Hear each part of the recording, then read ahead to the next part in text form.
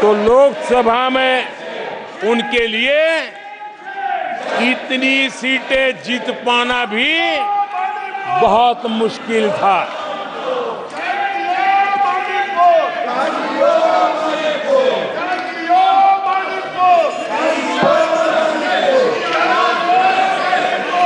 आदरणीय सभापति जी,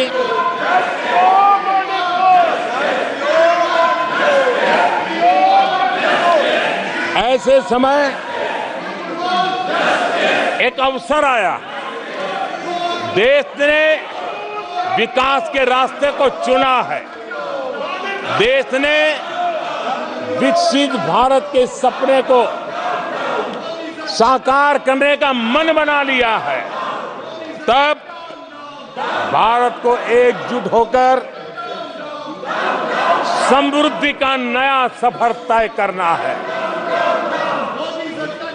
ऐसे समय ये देश का दुर्भाग्य है कि हिंदुस्तान में 6 दशक तक राज करने वाली कांग्रेस पार्टी अराजकता फैलाने में जुटी हुई है। ये दक्षिण में जाकर उत्तर के लोगों के खिलाफ बोलते हैं, ये उत्तर में जाकर के पश्चिम के खिलाफ जहर उगलते हैं, पश्चिम के लोगों के खिलाफ बोलते हैं, महापुरुषों के खिलाफ बोलते हैं। इन्होंने भाषा के आधार पर बांटने की हर कोशिश की है। जिन नेताओं ने देश के हिस्से को भारत से अलग करने की वकालत की थी, उनको संसद की टिकट देने तक का दुर्भाग्य हमें देखना पड़ा, जो कांग्रेस पार्टी ने पाप किया।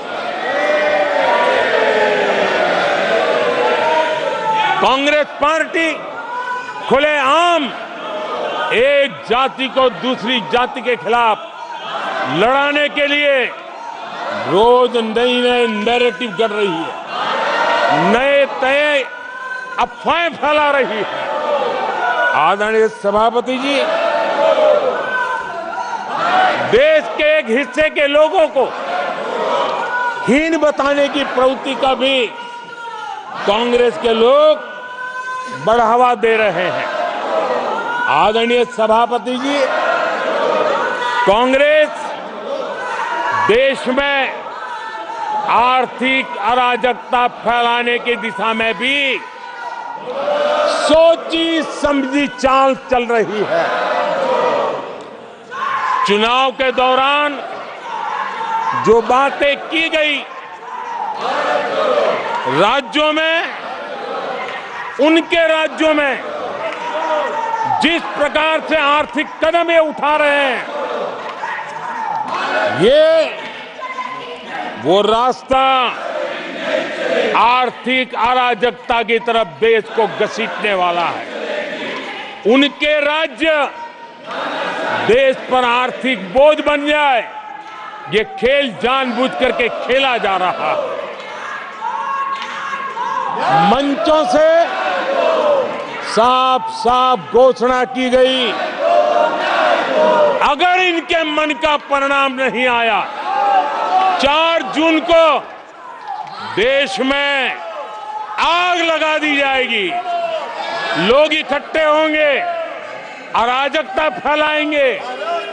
ये अधिकृत रूप से आह्वान किए गए, ये अराजकता फैलाना इनका मकसद है। भारत की लोकतांत्रिक प्रक्रिया को सवालों के घेरे में लाकर अराजकता फैलाने का प्रयास किया गया है। सीएए को लेकर जो अराजकता फैलाई गई, देश के लोगों में गुमराह करने का जो खेल खेला गया, पूरी इकोसिस्टम इस बात को बल देती रही ताकि उनके राजनीतिक मकसद पूरे हो। आदरणीय सभापति जी, देश को दंगों में झोंकने के भी कुत्सित प्रयास पूरे देश ने देखे हैं। आदरणीय सभापति जी,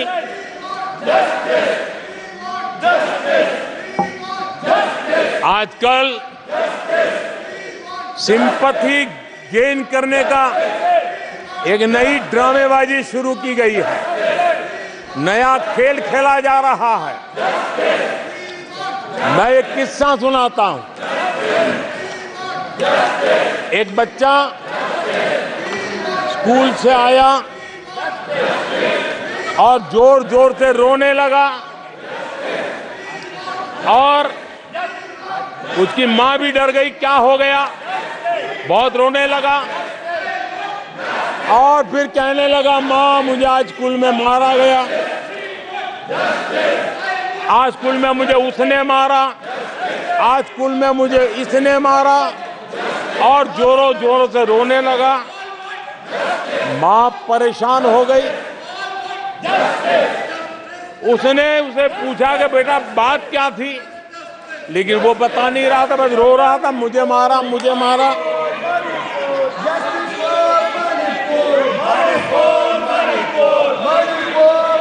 बच्चा ये नहीं बता रहा था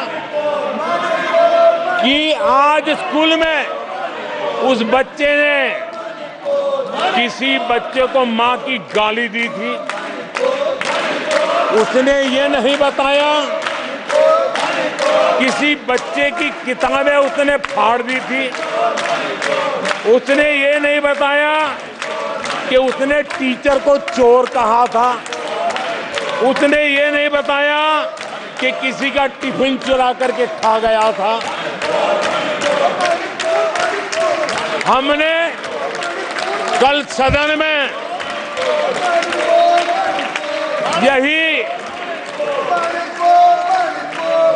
बचकाना हरकत देखी है। कल यहां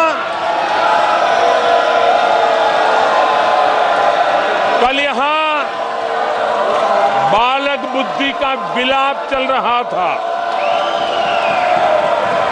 मुझे मारा गया, मुझे इसने मारा, मुझे उसने मारा, मुझे यहां मारा, मुझे वहां मारा, ये चल रहा था।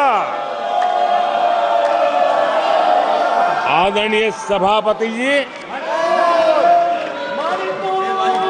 सिंपैथी हासिल करने के लिए ये नया ड्रामा चलाया गया है।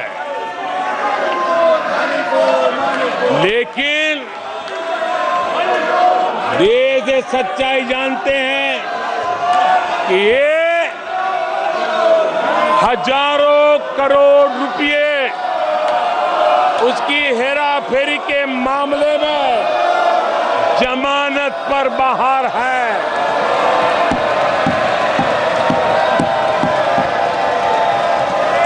ये ओबीसी वर्ग के लोगों को चोर बताने के मामले में सजा पा चुके हैं।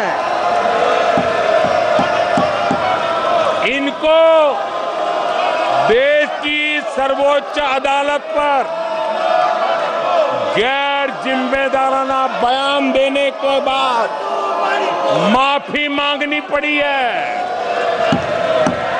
इन पर महान स्वातंत्र सेनानी वीर सावरकर जैसे महान व्यक्तित्व का अपमान करने का मुकदमा है। इन पर देश की सबसे बड़ी पार्टी के अध्यक्ष को हत्यारा कहने का मुकदमा चल रहा है।